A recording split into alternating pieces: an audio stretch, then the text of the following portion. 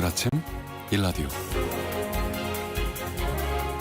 안녕하십니까. 오늘 아침 일라디오 아나운서 오승원입니다. 오늘 절기상 찬 이슬이 맺히기 시작한다는 한로인데요. 아침 기온이 10도 내외로 쌀쌀해졌습니다. 가을이 더 깊어지는 걸 느끼게 되는데요. 이렇게 쌀쌀해지면서 생각나는 식재료 내지 제철 음식 있죠? 다 있으실 거예요. 대표적으로 굴, 그 중에 하나죠. 올해는 근데 맛있는 석화나 굴전, 굴밥, 또 김장에 넣는 생굴 이런 음식들 먹기가 힘들어질 것 같습니다. 이 또한 이유가 짐작되실 겁니다. 올여름 역대 최악의 폭염 속에 바닷물도 뜨겁다 보니까 수확기를 앞두고 국내 굴 생산의 80%를 차지하는 남해안 양식장에서 집단 폐사가 발생했다고 합니다.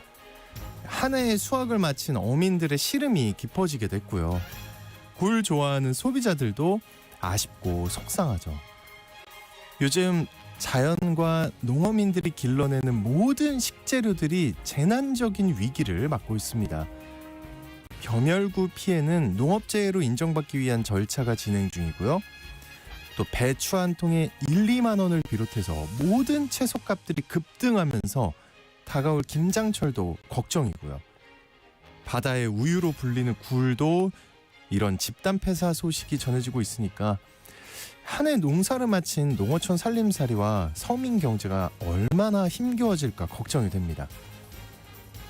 기후위기로 인한 이런 재난적 피해에 또 어떻게 대응할 수 있을지 그 해법을 마련하는 게 중요한 과제로 떠오르게 됐습니다.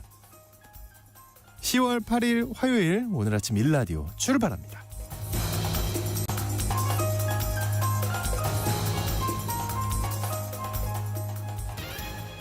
오늘 아침 일라디오 이 시간은 물론 KBS 일라디오의 모든 프로그램은 유튜브 KBS 일라디오 공식 채널이나 모바일 콩 어플리케이션을 통해 실시간으로 함께 하실 수 있습니다.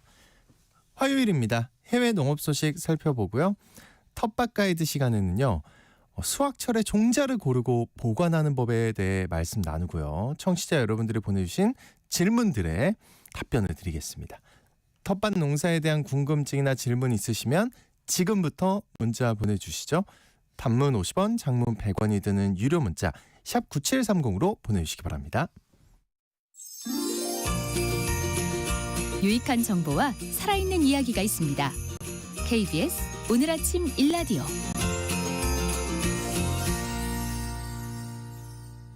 다양한 해외 농업 소식 알아보겠습니다. 외신캐스터 조윤주님 나오셨습니다. 어서 오십시오. 안녕하십니까. 올 때 너무 춥지 않았어요? 아니요. 아 그래요? 제가 좀 두껍게 입었어요. 저 벌써 기모를 꺼내 입었거든요. 그렇군요. 잘하셨습니다. 저는 사실 오프닝에서 가을이 깊어진다 그랬는데 이 정도면 겨울이 아닌가. 근데 하지만 올 여름 유난히 길고 더웠잖아요. 맞아요. 네, 아까도 말씀드렸지만 배추를 비롯한 채소 가격 정말 많이 올랐는데 네. 그래서 이제 중국 배추 수입하게 됐는데 사실 중국도 이 이상 기후 때문에 채소 가격이 폭등했다고요. 네, 맞습니다. 중국에서 폭염과 폭풍으로 인해서 일부 채소 가격이 최근 석 달 사이에 40%가량 올랐습니다. 채소값의 급등 원인은 중국 내 채소 주산지에서 5월 달 이후부터 폭염, 폭우, 홍수 등 이상기후가 계속 발생했기 때문입니다. 네. 중국 농업농촌부 관계자 따르면 7월 초에 산둥성, 안휘, 쓰촨성 등에서 여기 이제 주로 채소 산지인데요. 네. 폭우 피해가 있었다고 하고요. 또 일부 북부 지역은 저지대 밭이 침수가 돼서 생산과 수확, 운송에 차질을 빚으면서 채소 가격이 크게 올랐다고 설명했습니다. 중국도 피해를 많이 받네요. 네, 마찬가지입니다. 예. 이 자료를 봤더니 채소 19개 품목의 평균 도매 가격이 작년 대비 30% 올랐고요. 피망은 작년 대비 가격이 2배 이상 올랐습니다. 예. 왜 중국 음식에 피망 꼭 들어가는데 많이 올랐다고 하고요. 중국 정부가 9월 달부터 채소값이 하락할 것이라고 예측을 했는데 이상기후가 계속되면서 높은 가격이 유지되고 있다고 합니다. 블룸버그 통신은 지난달에 중국 상하이에 상륙한 초강력 태풍 버빙카 여파 때문에 채소값 안정에 난항을 겪고 있다고 분석을 했습니다. 태풍 버빙카 때문에 상하이 주민 41만 4천여 명이 대피했고요. 우리 돈으로 1,838억 원 정도의 피해가 발생했습니다. 중국은 내수 소비 위축과 경기 침체를 타격해서 9월 말에 시중은행의 지급 준비를 0.5%포인트 인하했고요. 부동산 대출 금리까지 일괄 인하하면서 경기 부양책을 일단해놨고 지금 증시는 또 좋습니다. 네, 중국 증시 부럽습니다. 제가 사실은 그 네. 중국 펀드 든 게 있어가지고 계속 마이너스. 그래서 안 추웠구나. 예, 말씀하세요. 계속 네. 마이너스여가지고 네, 이걸 네. 내가 그래 자르는 심정으로 네. 손절할까 하다가 네. 아니야 이왕 망한 거 그냥 갖고 있자 했거든요. 그랬더니 진짜 요 몇 주 사이에 마이너스가 회복이 되더라고요. 몇 주 사이가 아니라 사실 며칠 계속 사이로 계속 깜짝 마이너스였다가 놀랐습니다. 그래서 물론 다 회복한 건 아니죠. 아니, 선생님 그래도 우리 근데 이상기후 얘기하고 있었잖아요. 그렇게 예. 자랑하실 거예요? 아니 펀드? 그렇더라. 그래서 예. 확정 손실을 하지 않으면 그래도 버틸만하더라. 하지만 이상기후는 버틸 수가 없다. 우리 네. 해법을 찾아야 된다니까요, 선생님. 네 그렇습니다. 하여튼 부럽습니다. 예. 그게 뭐 얼마 안 됩니다. 네. 네. 어쨌든 축하드리고요. 네 감사합니다. 그 일본에서 또 이제 쌀이 부족하다는 소식 저희가 몇 차례 네 말씀드렸는데 맞아요. 그 산지에서 햅쌀을 확보하기 위한 경쟁이 아주 치열하다고요. 네. 그래서 일부 지역에서 쌀 매입 가격이 전년 대비 70% 가까이 오르면서 이 출하 농가를 붙잡기 위해서 농협에서 기념품까지 제공하기 시작합니다. 그래요? 네. 네. 이바라키 현대에 있는 일본 농협이 고시히카리 품종, 그러니까 맛있기로 유명한 그 품종인데요. 이 품종의 쌀 계산금, 그러니까 농협에서 농가들에게 쌀을 수매할 때 지불하는 금액을 말하는 건데요. 네. 60kg당 25,000엔, 우리 돈으로 한 23만 원 정도 지급하기로 확정을 했다고 합니다. 이바라키현은 도쿄도가 있는 관동 지방에 속하는 곳이고 주변에 대도시가 많기 때문에 소비가 굉장히 많이 일어나는 곳인데요. 해당 매입가는 유례를 찾기 어려울 정도로 높은 가격이라고 합니다. 작년에 쌀 계산금이 15,000엔 내였던 걸 비교하면 거의 67%까지 오른 겁니다. 1년 사이에. 이렇게 쌀 매입 가격이 급등한 이유는 쌀을 출하하는 농가 간의 경쟁이 붙었기 때문인데요. 단기적으로 많은 이윤을 남기고자 하는 일부 업체들이 재배 농가를 대상으로 호가를 계속 올리면서 계산금이 올라갔기 때문이라고 합니다. 실제로 홋카이도 농협협동조합연합회가 햅쌀 계산금을 전년 대비 4천 원 이상 인상했습니다만 최근에 매입 경쟁이 계속 심화되면서 10월 달부터는 3만 5천 원을 더 주기로 결정을 했다고 합니다. 출하 농가에 대한 러브콜도 잇따르고 있는데요. 그 홋카이도 농협에 따르면 일본 전체 농협이 농가에게 쌀을 사들이는 방식이 전국적인 쌀 수급 안정에 이바지하고 있다는 점을 설명하는 카드를 직접 만들어서 기념품과 함께 농가에 배포를 하고 있다고 합니다. 네. 이 농가들이 근데 보통 우리가 이렇게 생각하잖아요. 쌀을 비싸게 팔면 소득이 늘겠지. 네, 맞아요. 그런데 장기적으로 볼 때는 그렇지 않다면서요. 이게 네. 무슨 얘기예요? 일본 농업신문에 따르면은요, 이렇게 계산금이 올라가면은 단기적으로 당연히 농가들에게는 이익이 되죠. 돈을 많이 버니까. 근데 장기적으로는 쌀 산업 자체가 좀 위험에 빠질 수가 있다는 얘기가 있는데 일단 이렇게 산지에서 수매가가 계속 올라가게 되면 소비자들의 쌀 가격이 당연히 비싸게 사게 되겠죠. 그러다 보면은 일본 국내 쌀 소비가 줄어들게 될 것이고 너무 비싸니까 그래서 외국산 쌀 수요가 증가하게 되면 결국은 일본 국내 쌀을 사지 않게 될 것이기 때문에 장기적으로는 꼭 좋다고 말할 수는 없다라는 겁니다. 그래서 신문은 현재 가격 상승세가 계속 지속될 것이라는 보장이 없는 상황에서 지나치게 가격 경쟁이 치열해지면서 내년 이후에 농가의 계산금 결정에 악영향을 미칠 수 있다면서 쌀 수급 안정을 위해서 농협을 통해서 좀 이렇게 농가들이 좀 인식을 좀 달리할 필요가 있다고 말을 하고 있습니다. 지금 당장은 좋겠지만 장기적으로 꼭 좋다고 말할 수는 없다. 안 좋을 수도 있다. 네, 맞습니다. 한편 세계 최대 쌀 수출국인 인도가 이 백미 수출을 재개하기로 했다고요. 네, 맞습니다. 타임스 오브 인디아 등 현지 매체에 따르면 지난달 말에 인도 정부가 비바스마티 백미 수출을 재개하기로 결정했다고 하는데요.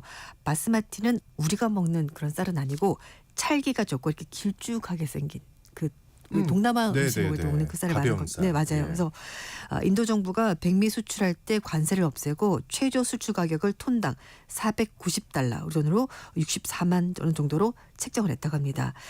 이 같은 흐름은 인도 정부의 쌀 수출 규제 완화 조치 하나로 풀이가 되는데요. 인도 정부가 지난달 말에 찐쌀에 대한 수출 관세를 20%에서 10%로 인하했고요. 9월 초부터는 바스마티 쌀 수출가 한선을 없애기로 결정을 했다고 합니다. 근데 저번에 인도 정부가 올해 작황이 안 좋을 것 같아서 쌀 네. 수출 금지하겠다고 이 네. 소식 우리가 전해드렸는데 맞아요. 갑자기 또 수출을 재개해요.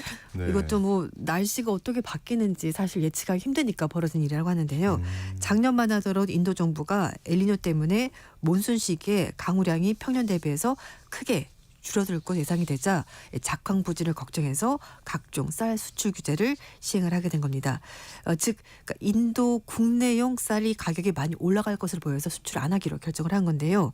거기에다가 또 한편으로는 나렌드라 모디 인도 총리가 좀 인기 영합제 정책 때문에 그렇게 한 것 아니냐라는 얘기도 있었는데요. 하지만 예상과 달리 올해 많은 비가 내리면서 농민들이 벼농사 면적을 크게 늘렸고요. 그에 따라서 쌀 수확량도 많아지면서 공급 과잉 현상이 벌어지게 된 겁니다. 그래요. 한치 앞을 알 수가 없는 그러네요. 것이 네. 농사인 것 같습니다. 네, 네. 그래서 인도 식품공사에 따르면 일일 기준 쌀 재고량이 3,230만 톤으로 1년 전보다 약 38% 증가했다고 합니다. 인도가 쌀 수출 규제를 완화하면서 국제 시장에서 쌀 가격도 좀 떨어질 것이다라는 예상이 나오고 있는데 2022년 인도의 쌀 수출량은 2,220만 톤으로 전 세계 쌀 수출량의 40% 이상 차지하고 있습니다. 지난해 전년 대비해서 20% 감소한 1,780만 톤만 수출했는데요. 어쨌든 전반적으로 작황이 좋아지자 수출을 또 이렇게 풀기로 한 겁니다. 지난 2022년이죠. 네. 이탈리아에서 처음으로 아프리카 돼지열병이 발생을 했는데 이 네. 때문에 돼지고기 산업이 타격을 받고 있다고요. 맞습니다. 이탈리아에서 2022년에 첫 번째 아프리카 돼지열병이 발생한 이후에 지금 3년째 접어들고 있는데 퇴치하지 못하고 있어서 문제가 되고 있습니다. 지난 겨울에 확산세가 약간 주춤하나 싶었는데요. 올해 8월 달부터 다시 기승을 부리기 시작했는데 첫 발병 이후 3년 동안 살처부된 돼지가 12만 마리 정도 된다고 합니다. 많네요. 네. 네. 이 중에서 특히 4분의 3 정도가 최근 2달 사이에 집중적으로 살처분된 거라고 합니다.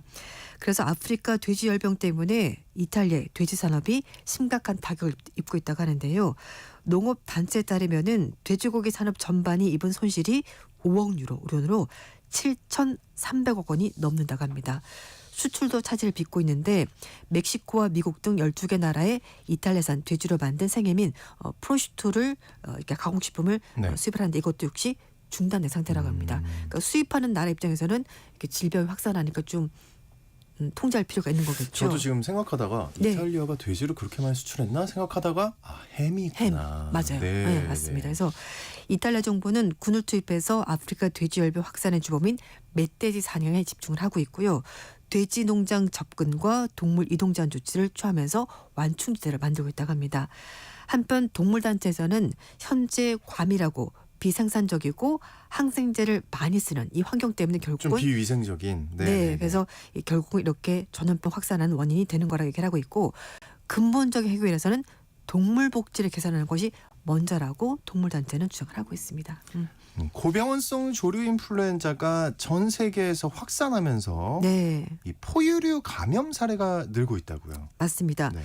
영국의 일간지 가디언지가 보도한 내용인데요. 지난 8월 달부터 9월 달까지 베트남 남부 비엔화시에 있는 동물원 두 곳에서 벵골 호랑이 47마리, 사자 3마리, 표범 1마리 등 조류 인플루엔자에 감염된 동물들이 집단 폐사한 일이 있었습니다. 아니 그렇게 많은 동물이 조류 인플루엔자 네. A형 바이러스에 감염돼요. 맞습니다. 예, 예. 국립동물건강센터에 따르면요, 동물들이 죽기 전에 피로, 쇠약 등 여러 가지 증상을 보였고 폐사한 호랑이 2마리를 부검해봤더니 사인은 폐렴이었는데 일부 동물의 사체에서 조류 인플루엔자 바이러스인 H5N1형 바이러스가 검출이 됐다고 합니다.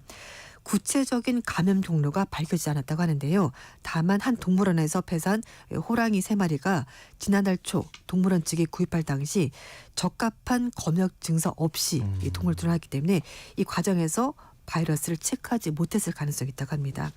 베트남 보건당국은 조류 인플루엔자 감염된 포유류와 밀접하게 접촉한 동물원 직원은 없었다고 하고요. 현재까지는 관련 증상을 보인 사람도 없는 것으로 알려지고 있습니다. 일반적으로 포유류 동물은 조류 인플루엔자 바이러스 전염병에 걸린 경우가 드문데 세계보건기구에 따르면 2022년부터 조류 독감 바이러스인 H5N1형에 포함한 인플루엔자 바이러스 때문에 포유류의 유형병 보고가 증가하는 추세라고 합니다. 이에 따라서 베트남 당국은 맹수를 포함한 포유류사에서 조류 인플루엔자가 확산하다가 사람에게도 전염될 가능성을 배제하지 그래요. 않기 때문에 네네. 긴장을 놓치지 못하고 있는 상황이라고 합니다. 네. 미국에서는 나왔거든요. 맞아요. 예, 3월 달에 예. 미네소타에서 한 농장에서 H5N1형 고병원성 조류 인플루엔자 감염된 새끼 염소 한 마리가 확인이 됐고 미국에서 가축이 조류 인플루엔자 감염된 첫 번째 사례가 그때 3월 달에 나왔습니다. 그리고 게다가 이제 조류 인플루엔자 바이러스가 사람과 사람 간에 네. 전염될 가능성이 있다면서요. 맞습니다. 이 전문가들은 사람이 가금류와 직접적으로 접촉할 경우 조류 인플루엔자 감염될 가능성이 있다라고 보고 있습니다. 그런데 최근에 이렇게 말씀인 것처럼 여러 포유류 동물 간의 전염이 확산되면서 우려가 커지고 있고요. 그래서 이 조류 인플루엔자 바이러스가 사람과 사람 사이에도 전염될 가능성을 배제할 수가 없다고 합니다. 실제로 작년 1월 달에 캄보디아 남동부 지역에서 한 농촌에 살고 있던 11살짜리 소녀가 조류 인플루엔자에 감염된 지 얼마 되지 않아서 사망한 적이 있었습니다. 그래요. 네. 예. 이 소녀가 조류 인플루엔자로 사망할 당시 밍크, 여우 그리고 바다사자 같은 포유류에서 조류 인플루엔자 바이러스 검출 사례가 잇따랐다고 합니다. 세계보건기구는 조류 인플루엔자에 감염된 887명 중에서 2003년 이후 기록된 사망자가 462명이고요. 이걸 기준으로 해당 바이러스의 치사율이 52%라고 추정을 하고 있습니다. 코로나19 바이러스의 치사율이 20%였거든요. 그러니까 그것과 비교하더라도 초기에. 네, 그렇습니다. 예. 지금은 뭐 0.1% 미만이긴 한데 그렇죠. 초기와 비교하더라도 이 조류 인플루엔자 바이러스의 치사율이 굉장히 와, 높다라고 볼 수가 꽤 있습니다. 이상이네요. 네. 그리고 물론 초기를 얘기하는 겁니다. 오해하시면 안 돼요. 네, 예. 그렇습니다. 그래서 호랑이를 집단 폐사시켜 만든 H5N1형 이 바이러스는요. 2021년에 미국에서 퍼지기 시작했고 유럽과 아시아 거쳐서 극지방까지 퍼지면서 전 세계적으로 지금 확산하고 있는 추세라고 합니다. 네. 우려가 현실이 되는 일이 없도록 단단하게 네. 좀 대비를 맞습니다. 해나가야겠습니다. 네, 다양한 해외 농업 소식 잘 들었습니다. 지금까지 조윤주 외신캐스터와 함께했습니다. 오늘 말씀 고맙습니다. 네, 감사합니다.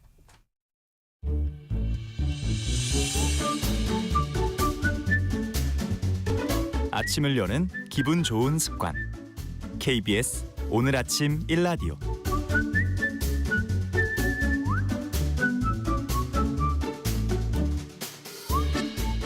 도시 농부들의 텃밭 가이드 수원 씨앗도서관의 박영재 관장님과 함께합니다. 관장님 어서 오십시오. 네, 안녕하세요. 준비를 철저히 해오셨군요.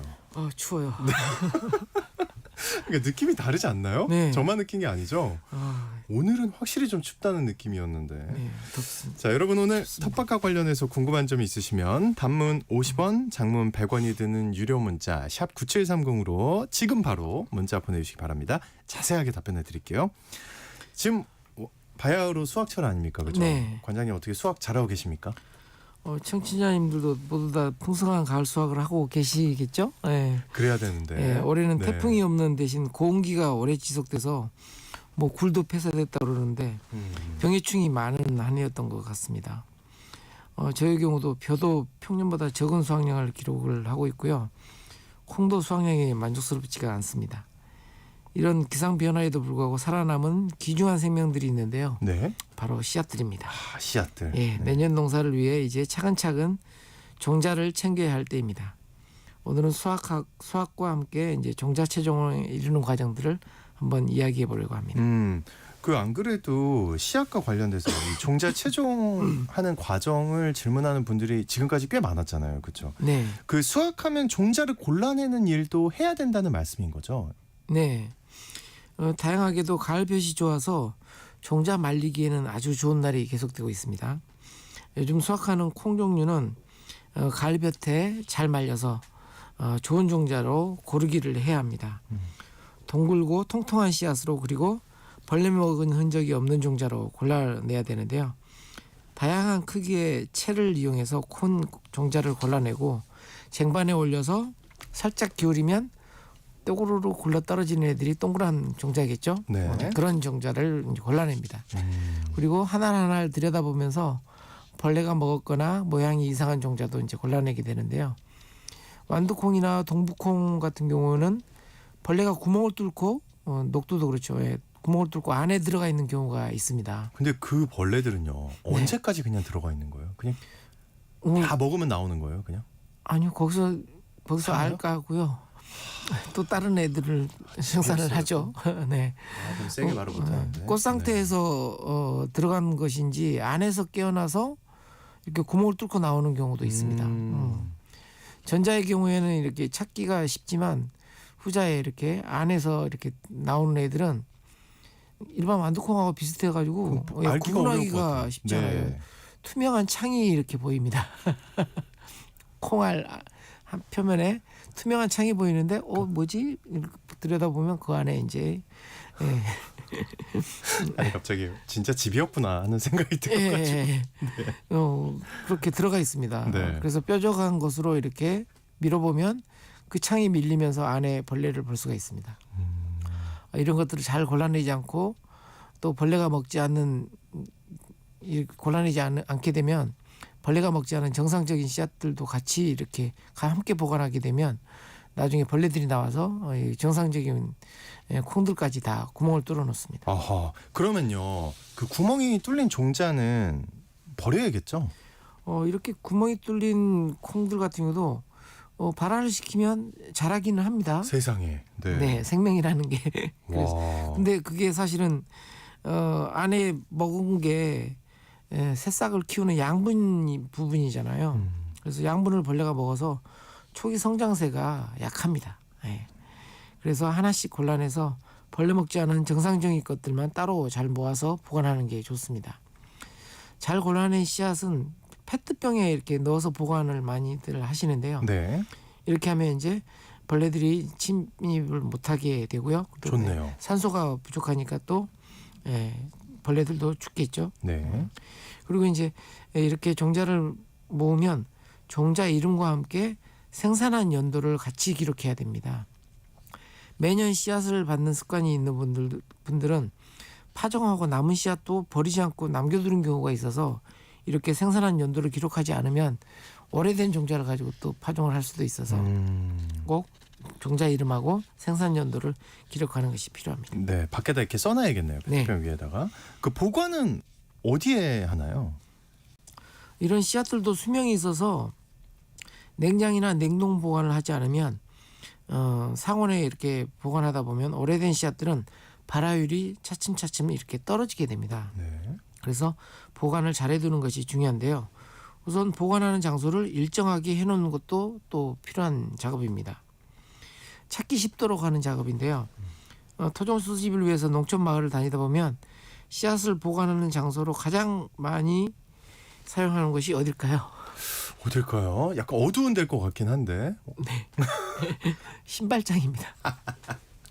이야, 의외로 예. 늘 열어서 확인할 수 있는 곳. 그러네요. 그것도 되네요. 자주 예. 열어보는 곳에 두어야 잊어먹지 않습니다. 구석에 두지 말고. 필요할 때 찾느라고 헤매지 않고 그러기 위해서. 또 어떤 분은 우편함에 넣어두기도 하시더라고요. 네. 그리고 장독 안에 넣어두기도 하고요. 가장 좋은 방법은 밀폐 용기에 넣어서 냉장이나 냉동에 보관하는 방법입니다. 이렇게 보관하면 종자의 수명도 연장이 되고요. 대신 주의할 때는 할 것은 꺼내서 사용할 때 밀폐 용기를 바로 열지 마시고 밀폐 용기 겉면에 이슬이 마르기를 기다려서 밀폐 용기를 열어야 합니다. 그래요 또? 네. 예. 바로 열게 되면 꺼내자마자 바로 열게 되면 씨앗들이 온도 차이 때문에 이슬을 쫙 빨아들여요. 습기를. 그래서 또 씨앗이 상하니까요.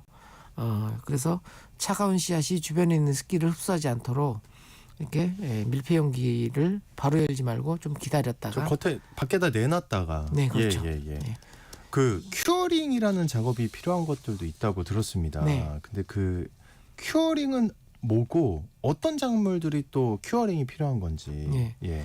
큐어링이라는 것은 말 그대로 뭔가를 치유한다는 예, 거잖아요. 예.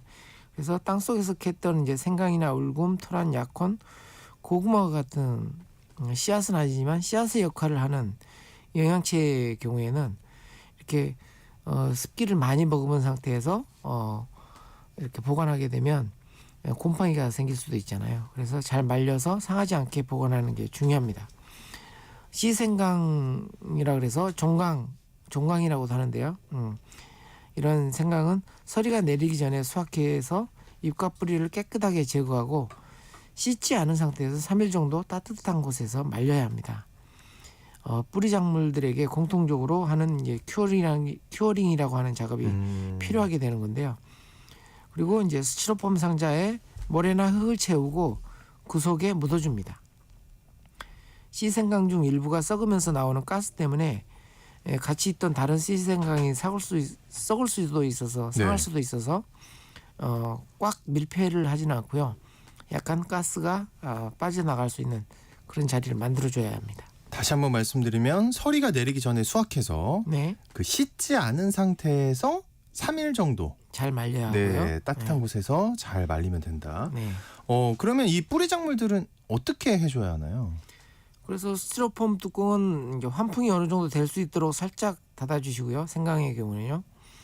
집안에서 12도에서 14도 정도가 유지될 수 있는 실내 베란다. 네, 그러니까 실내 베란다. 앞쪽은 또 햇빛이 들어와서 온도가 올라갈 수 있잖아요. 그러니까 뒤쪽 실내 베란다 쪽에 두면 좋고요.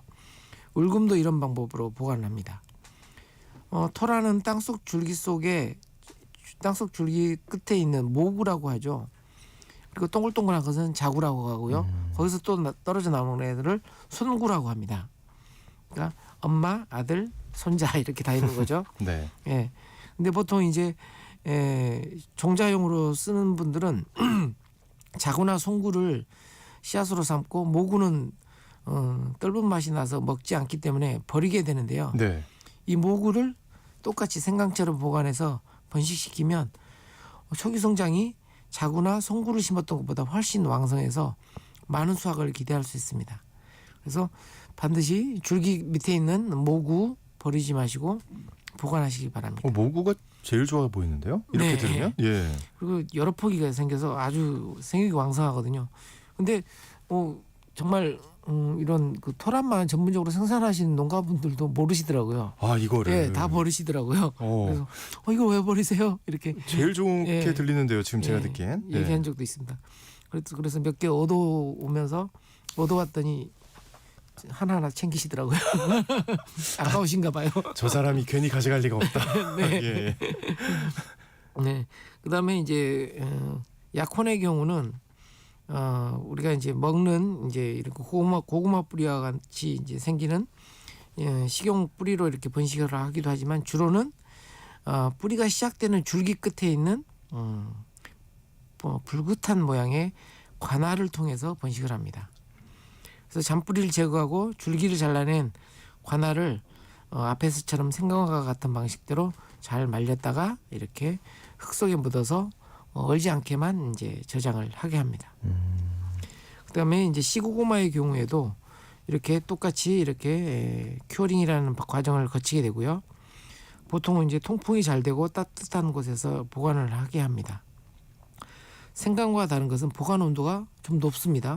그래요? 예. 옛날에는 이제 사람들이 생활하는 거실에 이제 실ong에다 이렇게 고구마를 보관하기도 했는데 그러는 것처럼 정말 15도 정도라는 온도, 좀 따뜻한 온도에서 보관을 해야 되고요. 그래서 좀 이렇게 영양체들이라고 하죠. 씨앗을 대신할 수 있는 그 영양체들의 보관은 종류별로 좀 다르니까 주의를 하셔서 선발도 잘 하시고 보관하셔서 내년 농사 준비하시기 바랍니다. 그러니까요. 이게 좀 알아봐야 될 것 같은 게 생각보다 쉽지 않다는 네. 느낌이 지금 들거든요. 온도도 좀 예민한 것 같고 통풍이 되는지도 봐야 되고 햇볕이 또 많이 들면 안 되는 거고 네. 그리고 아예 이제 완전히 새로운 종자를 만나는 분을 만나셨다고요. 이게 무슨 말이에요? 종자를 만드는 분을 만드는 분을 예. 이게 가능한가요? 예, 그 지난 연구소에서 일하시는 분 얘기하는 건가? 아니요 농부신데요. 예.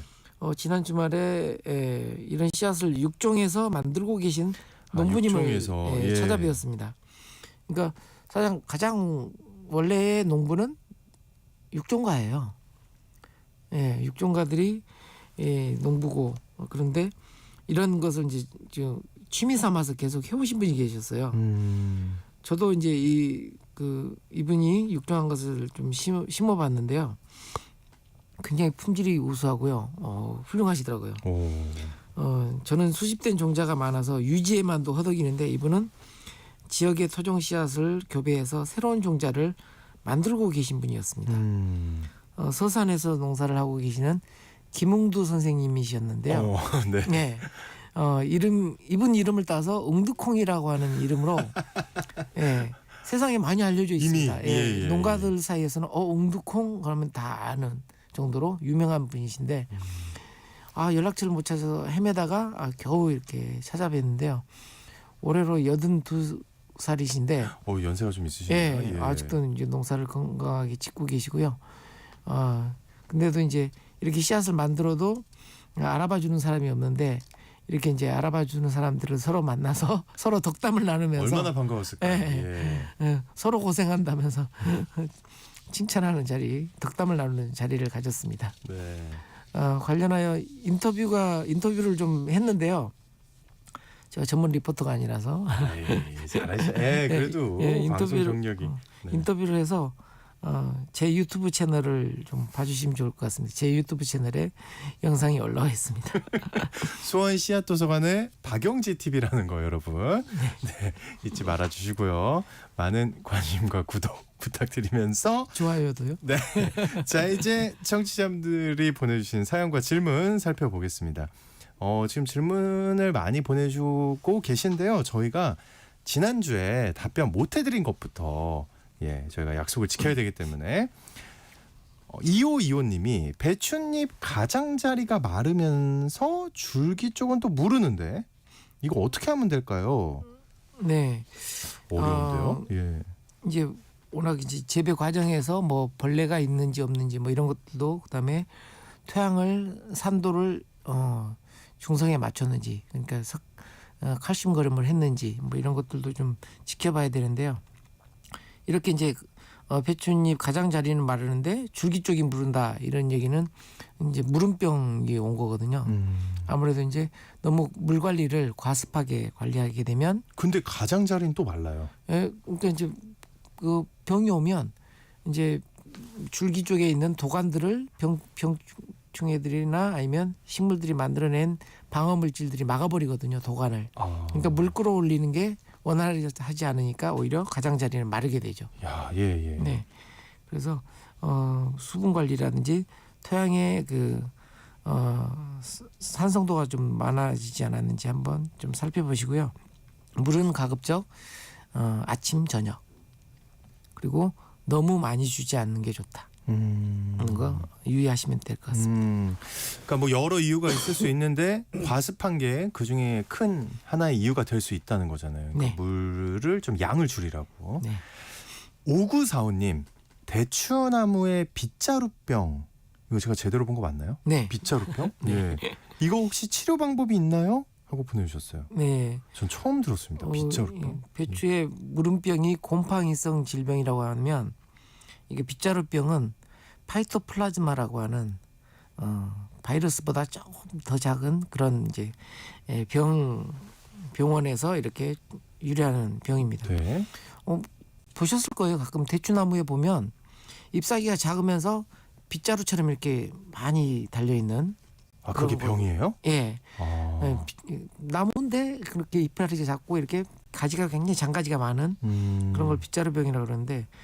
외국에서는 이걸 보고 마녀의 빗자루 이렇게 부르기도 합니다. 네네. 마녀가 타고 다니는 빗자루 모양으로 생겼거든요.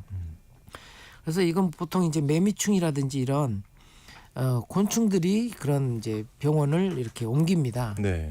그래서 곤충들 병해충을 방지하는 게 굉장히 중요하고요. 우리가 흔히 이제 벌레가 오면 이렇게 잎사귀를 갉아먹는 그런 곤충도 있고요. 그다음에 잎을 구기를 이렇게 꽂아서 즙을 빨아먹는 벌레가 있는데 잎을 갉아먹는 벌레는 이런 바이러스라든지 파이토플라즈마라든지 이런 것들을 옮기지는 않아요. 근데 이렇게 진딧물이라든지 총체벌레라든지 노린재 같이 이렇게 또는 매미충처럼 구기를 이렇게 입에다 꽂고 즙을 빨아먹는 애들은 이렇게 꼭 바이러스나 이런 것들을 옮겨요. 네. 네. 그래서 그런 이제 병충을 방지하는 게 굉장히 필요하고요. 일단 빗자루병이 생기면 치료 방법이 거의 없어요. 네. 제가 지금 찾아봤거든요. 네. 빗자루병 완전히 눈에 좀 보이긴 하네요. 그렇죠. 예. 그 부분만 너무 다른데요? 네. 예, 예. 그래서 전신병증이다. 그래서 전체가 왔다 그러면 이제 그 나무는 이제 뽑아서 이제 버려야 되고요. 부분적으로 왔다 그러면 그 부분을 좀 잘라서 멀리 이 폐기를 해주시는 근데 게 멀리 필요합니다. 폐기하는 이유는 그러면 이게 옮을 수도 있는 거죠. 그렇죠. 그 부위에서 또 이제 도관을 따라서 병충이 옮기기도 하고요. 그다음에 거기에 있던 뭐 진딧물이 또 다른 잎을 또 가해를 옮길 수도 있으니까 소각에 가까운 처리를 하셔야 됩니다. 아니면 소각, 땅속에 묻어버리든지 이렇게 하셔야 됩니다. 아, 그래야 되겠네요. 이게 좀 아깝다고 덜 자르거나 하면 안 되는 거잖아요, 지금. 네. 예. 굉장히 무섭습니다. 9862님, 여기는 광주광역시인데요. 아직 가치를 파종하지 않았습니다. 근데 지금 뿌려도 괜찮을까요? 하고 보내주셨어요. 네, 제가 그 요즘 이제 장기 일기예보 기상청에 들어가서 봤더니 11월 중순까지도 영상 기온이 유지돼요. 그리고 광주광역시 같은 경우는 거의 1월 돼야 아마 이제 추위가 오지 않을까 싶기도 해요. 1월이요? 네. 네. 올해는 또 그 가을이 또 길어진다 그래서 그러니까 워낙 또 이제 좀 네. 더울 거라고. 대신에 겨울이 짧으니까 그래서 좀 지금 파종하셔도 됩니다. 근데 이렇게 늦게 파종하는 경우는 초기 성장이 중요하니까 그 액비로 웃거름을 자주 줘야 되는 그런 초기에는 수확 한 달 앞두고 이제 중단하고 그 전까지는 웃거름을 주기적으로 줘서 초기 성장을 아주 강하게 해 나가셔야 됩니다. 초기에 좀 신경을 써서. 네. 다시 한번 말씀드리지만 이렇게 좀 9862님처럼 어디 사는지를 얘기해 주시면 우리 네. 관장님이 답변해 주시기가 정말 수월하다는 거 여러분 좀 기억을 해주시면 좋겠고요. 박종수님이 땅콩 알이 꽉 차지 않고 여무네요. 이 두 가지 종류를 심었는데 큰 알보다 작은 땅콩이 단단하고 알이 꽉 차 있다고. 네. 아마 이제 땅콩이 이렇게 크면서 북주기를 안 하신 것 같아요. 지난 방송을 통해서 이제 땅콩 북주기를 한번 설명드린 적이 있는데, 그러니까 웃거름을 줘야 되거든요. 콩 꽃이 피고 이제 열매가 이렇게 들어가는 순간에 땅콩 가운데다가 이렇게 재거름하고 퇴비하고 섞어가지고 가운데를 벌려서 흙을 덮어주면 수확량도 3배 늘어난다. 와, 3배. 네. 네. 그런 식으로 이제 한번 방송을 한 적이 있는데 웃거름을 안 하시면 이렇게 껍데기만 있고 안에는 쭈글쭈글한 그거 안 좋은데. 작은 것들이 이제 생겨 있을 수도 있고요. 근데 이제 상대적으로 꼬투리가 이제 작으면 꽉 차게 그런 이제 불균형이 일어나죠. 네. 그래서 땅콩 재배할 때는 땅콩 꽃 피기 시작할 때 반드시 흙하고 거름하고 재를 섞어서 이렇게 웃거름을 해주시는 게 꼭 필요합니다. 수확량도 늘리고 알도 꽉 찬 땅콩을 수확할 수가 있습니다. 네, 굉장히 차이가 크다는 거 네, 기억하셨으면 좋겠고요. 이지영님이 구독하셨다고. 벌써요? 네. 감사합니다. 예. 이렇게 또 기뻐하십니다. 예, 지영님 감사하고요. 4103님이요. 10월 하순에는 텃밭에 심을 수 있는 작물이 뭘까요? 경북 평지 지역입니다. 보내주셨어요. 아까 광주 광역시하고 마찬가지로 경북 평지의 경우도 11월 중순까지는 영상 날씨고요. 그래서 지금 지난 방송 시간 때 한 30일에서 20일 키울 수 있는 그런 작물들이 많다고 소개해드렸어요.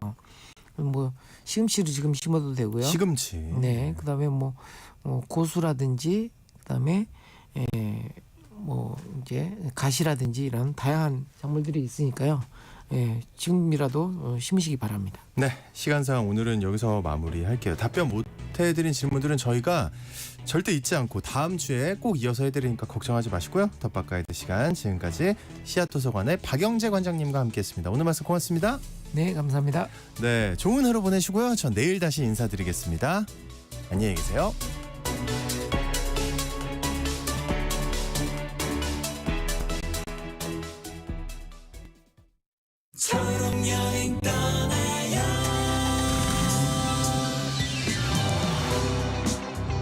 민수 씨에게는 군 복무 중인 동생이 있습니다. 한 번쯤 면회를 가고 싶었지만 전동 휠체어를 타고